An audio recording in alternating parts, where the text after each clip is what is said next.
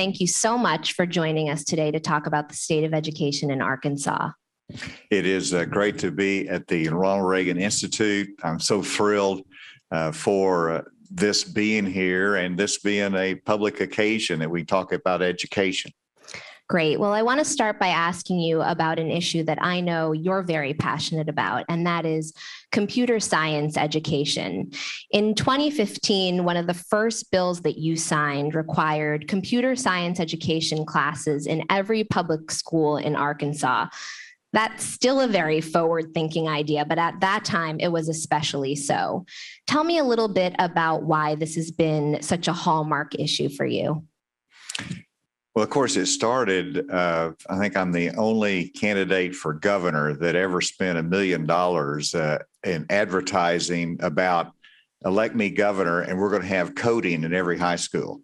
That raised a lot of eyebrows. You expect to get elected on this issue?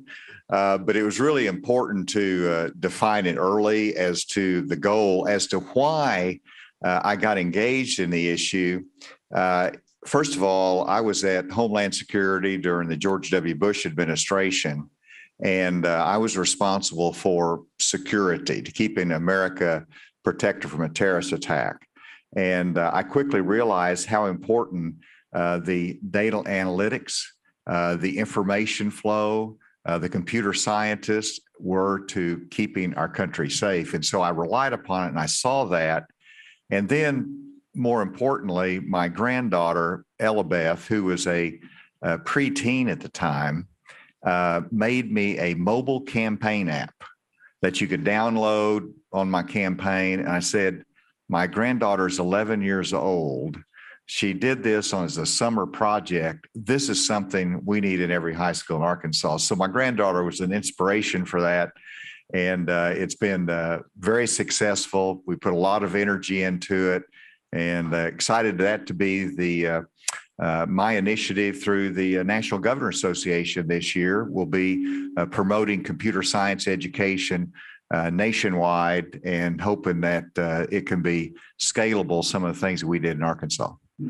I'm excited about this commitment to future-ready learners. I think it's so critical. And one of the issues that came to light in the pandemic was the importance of connectivity for young learners, and access to high-speed internet that is reliable and affordable and lets them stay plugged into their learning.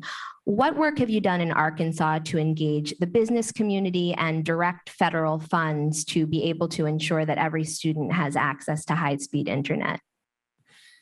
Well, we've done a lot, but there's more to be done. And when I first got elected governor, we did not have high-speed internet yet in all of the schools. And so it was first the mission, and we developed, made the decision to have a statewide network to make sure, and I think we were in the top 3 states for high speed, meeting all the criteria for our schools. But that does not cover it. I mean, that was good and that was helpful. But as everybody noticed during the pandemic, the digital divide is so problematic to our country. Whenever the students work at the school and then they go home and they can't do the homework, they don't have access online, they can't compete with those that have that greater level of access. And then, of course, it was even more dramatic if they had to go to online learning and shift, that they were at a disadvantage. And of course, Arkansas is a rural state, and that digital divide is very, very noticeable and problematic. So what have we done? Yes, this is something that the government cannot accomplish itself. We have to rely upon our private sector partners to get that broadband out into our rural communities and where it is available in every home. We actually, before the American Rescue or the CARES Act funds came, we devoted state funds to a grant program where the private sector can apply for state funds to strengthen the opportunity to accelerate the movement of broadband in rural areas. And as a result of that, tens of thousands more have had that access. Now with the federal funds coming in that I'm grateful specifically says it can be used for broadband, we're going to be putting hundreds of millions of dollars of that into getting broadband out and reducing that digital divide. The private sector is an incredible partner in it. They're a great partner in our computer science education because they go into the classrooms, they show the students how important technology education is for their future, and that excites them more than anything. And then, of course, they've been very instrumental in helping us to get the broadband out. Absolutely. It's been fantastic to see the energy of private sector partners in closing the homework gap. And it's going to remain an issue into the next school year. And I want to talk to you a little bit about lessons learned from this last school year. Schools stayed open in Arkansas by and large. What are your insights? And as you're thinking about preparing for next year and the measures that we need to be putting in place, what's top of mind for you? The Delta variant. It is really, Arkansas got hit very, very early on. Our cases are high right now. Our hospitalizations are high. And we were at a point in Arkansas that we had dipped down where it was almost a non-issue. Life was normal. And everybody thought it was done with. Well, this COVID once again surprised us and came back with a tougher variant that is causing real problems. And right now, there's a lot of consternation about the upcoming school year. Now, let me start by saying that last year, one of the good decisions we made was to keep our schools open. We had last year in classroom instruction. Now, we pivoted virtual as needed, but that was one of the best decisions that I made that we were able to accomplish in Arkansas, because we're now seeing the mental health consequences, the challenges from isolation, the gap in learning. And it hit us even while we were having in-classroom instruction, because many schools had to pivot from time to time to online. But it was the right thing to do to keep the schools going last year. Now, if we talk about K through 12 education this coming year, the CDC is reevaluating. You can see that from the newspaper today about whether to require mask again in the lower grades where they can't be vaccinated.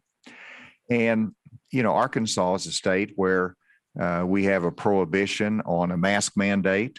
We don't have vaccination mandates either. Which is typical of a Southern independent rural state. Just culturally, that's not where we are. We've been through that. We did what we needed to do. And so I don't think that's going to be adaptable to our schools this year. I don't think parents are going to tolerate that. And so I'd like to see actually the CDC come up with two sets of guidelines. If they want to recommend what they think should be mask wearing in the schools, give states that do not have those kind of provisions, what are the best practices health-wise that we can protect our students? What are the measures we can put into place? So we have a ready for learning plan that we're adjusting for this next year. And the key is just get vaccinated. Now, that's for 90% of our school population and teachers, and we're promoting that, and we're trying to really increase our vaccination rate between now and the time school starts. We're going to have, emphasis on good ventilation. We're going to have some layered public health measures as you go into the classroom. And then, of course, if they're not vaccinated, they should be wearing masks. We just won't be mandating it. Well, it's wonderful to hear there's a big vaccination push. And obviously, safety is the number one factor, I think, top of mind for families. Is there a conversation you had over the last year with a parent or an educator or a principal that affirmed to you that you were handling this in the right way? Oh, yes. First of all, I'm a big sports fan. And so, and I've got grandchildren that play basketball at the high school level. And whenever we were, you go back when the pandemic first hit, everybody closed the school really nationwide, and people were fearful. So they wanted the schools closed, and we did that. And that was March, April, and May. And that was like a 3-month gap. And it was really a learning gap. And then I immediately purposed, I said, now that we've got time to get prepared, we understand it more, we are having school next year. It's going to be in classroom instruction. And I was firm on that from day one. But there was a lot of pressure, worries, understandable from teachers. And so I stuck with that. But I had letters from students that said, give us a chance to play this year. This is my senior year. It is the only opportunity. A girls volleyball player wrote a letter and said, I need to be noticed. I need to play this year if I have any chance for a scholarship. And so that's where you understood the connection between school and sports and how important it was to their mental health, to the opportunities that they saw.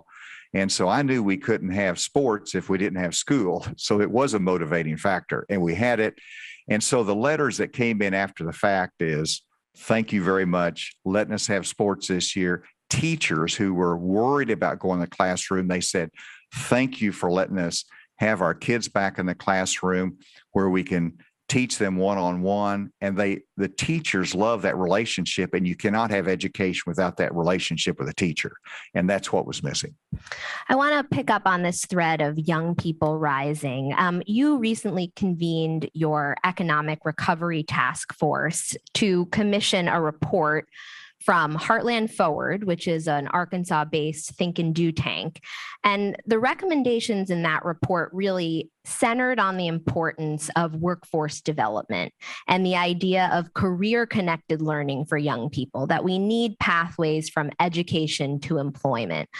Why is this an important issue for you? And what are some of the strategies and policies that you've put in place to try to strengthen the pathways for students into upwardly mobile careers?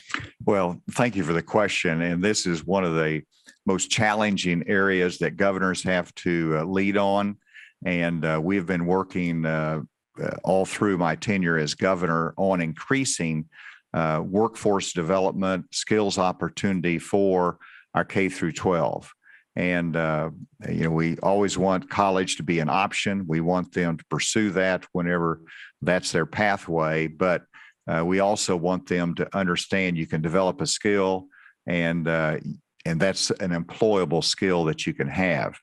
What we've done is I set the criteria that we want to invest in career training centers, and the career training center has to reflect a partnership between K through 12, secondary, our post-secondary schools, and industry, because industry has to help guide it, because the whole idea of gaining a skill is to be able to get a job, and we want to be able to meet that need. So that was the criteria that I set. Whenever I first became governor, we had 55 schools in Arkansas that had no access to a career learning center. Now that's been reduced down to 0. So every high school now has access, every student, to a career learning center. And our partners in industry has been absolutely essential in this. They've engaged in it, they've invested in it, and they've helped guide what's the priorities in this region for the skills. Is it nursing, which is all over the state? Is it a machinist? Is it computer scientists and tech jobs? So they help guide the end result, and then we develop the pathway of skills training for that. We have more work to do. We've made progress, but that work is going to involve improving the quality, the centers of excellence in specific fields. And we want to be able to use some of our federal funds that are coming our direction for the investments in workforce training that will center around options in K through 12. That's great to hear that you're able to leverage some of the CARES Act funding for that purpose. How are you going to make that sustainable, though? Is this something that's going to continue to be a priority? It is. And so the CARES Act funds, the federal funds, should only be used for one-time investments that's not ongoing, and the rest should be our state funds. But, when you're talking about, machinery, welding, you're talking about these hard skills that we want to develop, that's an investment in equipment. And so that can be one-time investment, and we can supplement it with state funds down the road, but it absolutely has to be sustainable. This is not just a one-year effort, but it has to be ongoing, adjustable, because the needs of industry change.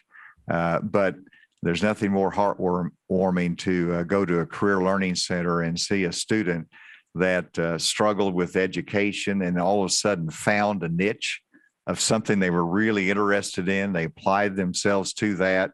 And the result is they got a smile on their face, they're getting a skills training, and they know the job they're going to have when they get out of there.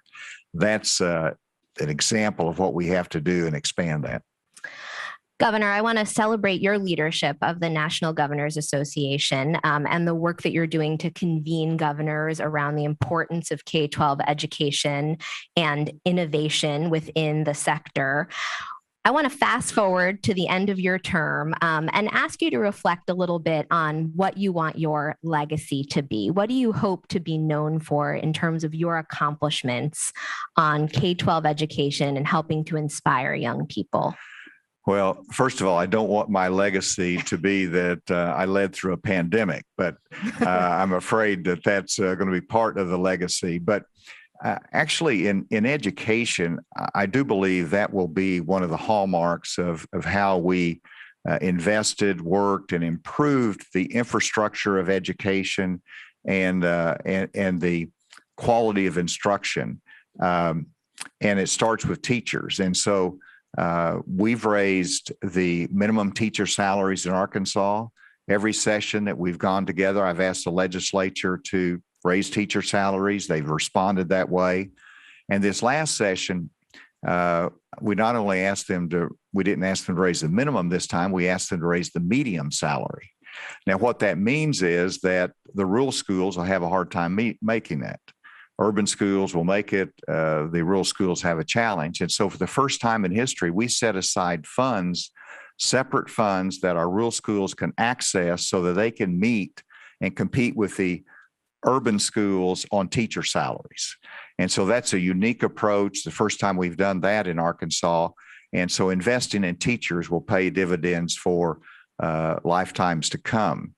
The computer science initiative, let me just emphasize that we required it to be offered in every school, which included the rural schools.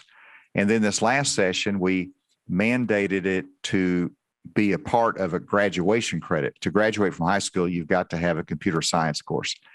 And so that's going to be another elevation of our computer science investments in Arkansas. That's part of the legacy. When you go from 1,000 students to over 10,000 students taking computer science, and it's going to escalate even more than that. And that's something that's going to last. And then finally, it's the reading initiative that I understood that reading is foundational to learning. And so we put in it's RISE, it's sort of takeoff from the Reagan Institute, but it's Reading Initiative for Student Excellence, third grade, read to standard, and have the culture of reading in the community, in the school environment as a whole. And then when a student falls behind, invest in helping them to catch up. Fundamental principles, teaching phonics, the science of reading, and that's something that we've retrained our teachers to embrace. So education has been a hallmark of my administration, and I hope that it's a lasting legacy in those areas. Governor, I'd like to end with one more question. And you have an incredible amount of leadership experience as a governor, as a father, as a grandfather. What is your advice to young people today who are coming up in the world and trying to find their way? It's really simple. And because young people they try to plan their future. That's sort of where we are. They compete, they compare with what everybody else is planning. So they want to plan their future. And I tell them that when I was in high school, I had a wonderful job in a factory. And I said, I think I could do this for a long time. And my brother made fun of me because he thought I was going to skip college and just work in a factory the rest of my life. But I did go to college, but I was uncertain as to what I wanted to do. So I picked my major as the first major that was listed alphabetically, which was accounting. And so I majored in accounting, and I did 4 years there. And then I got into debate. And in debate, it took me to a law school to read cases. And I fell in love with reading cases and the law. So I go to law school. And then law school, I'm practicing law in a small town and trying to make a difference in society. It led me into politics. And so the point of the story is life cannot always be planned, but it unfolds. And our job in young people is just be prepared for those unexpected opportunities in life. And that would be my advice. Be prepared. Well, that's an incredible note to end on. And education is such a crucial part of that preparation. So thank you, Governor, for your work in Arkansas and for your leadership more broadly. So wonderful to be here with you today. Thank you.